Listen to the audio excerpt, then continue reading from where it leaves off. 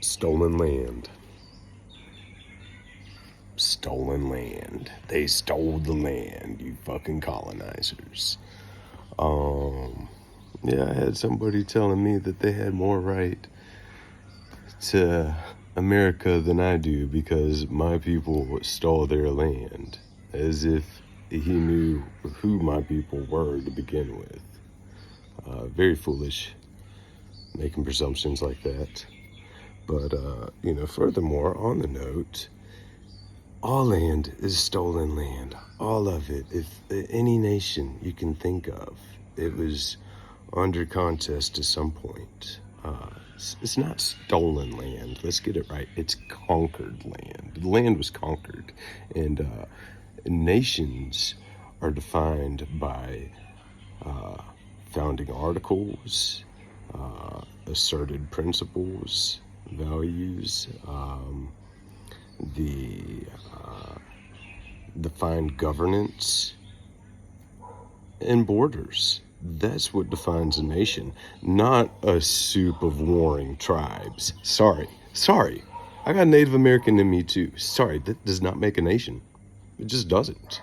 Sorry. Yeah, and Quayla, Caddo Valley, Cherokee, all of that's in me. That does not define a nation. Sorry. Doesn't.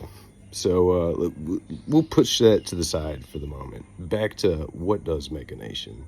Again, founding articles, defined governance, defined values,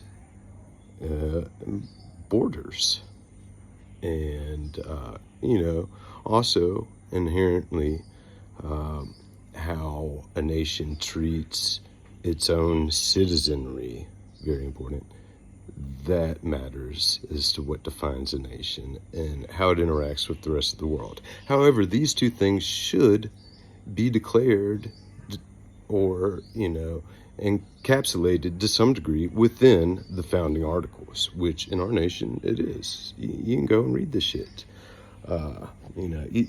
Every chartered nation was conquered, and our land was conquered by 3 different nations I'm aware of, France, Spain, and England, and they duked it out. England was the winner, and the people that were left after the fact were not happy with England's rule, and they revolted and won and declared the United States a nation. Under provisional charters, things that give it some form of legitimacy. And if you don't like that, renounce your citizenship. Toodles, go find a nation that will entertain your delusions. And good luck in that pursuit. You're going to have a hard time. You are. I am proud to be an American. And that's not to say that my nation is perfect. It isn't. There's a lot of things I'm unhappy with it about and have been for my entire lifetime. Some things that can be fixed and some things that probably can't. But overall, I know the value of my nation in the world is paramount to freedom, individual sovereignty, the pursuit of happiness, life, liberty, and thereof.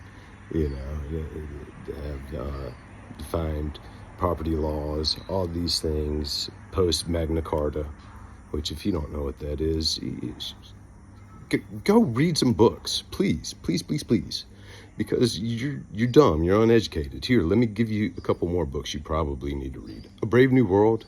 Everything that's going on today was basically predicted by Aldous Huxley nearly 100 years ago, and the facts of that is that his brother Julian was head of the eugenics department for the League of Nations and United Nations.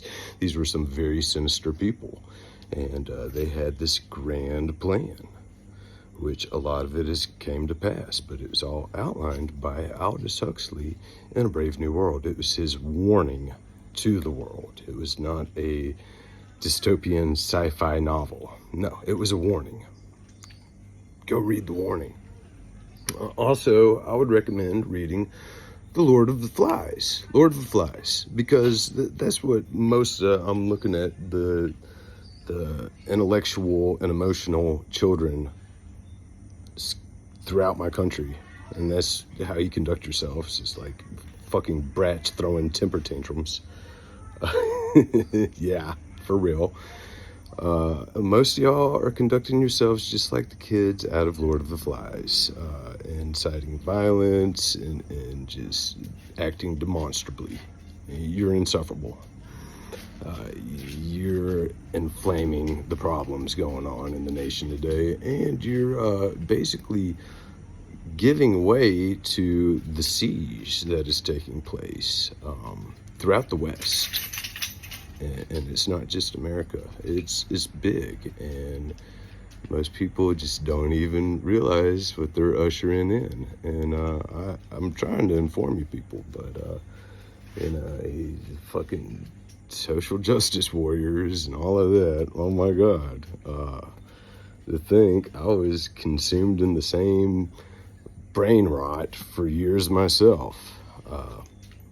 And that gets into the differences between liberalism and conservatism, and more aptly, the differences between idealism and pragmatism. And guess what? Newsflash, pragmatism is actually more compassionate. It's actually more egalitarian. It's actually much more dignified. But we'll have that conversation another time. So thanks for tuning in, and I'll drop you some more shit later. Yeah, because the world is crazy, isn't it? And some people are contributing to it, and that's a shame, but may sound logic prevail. Peace.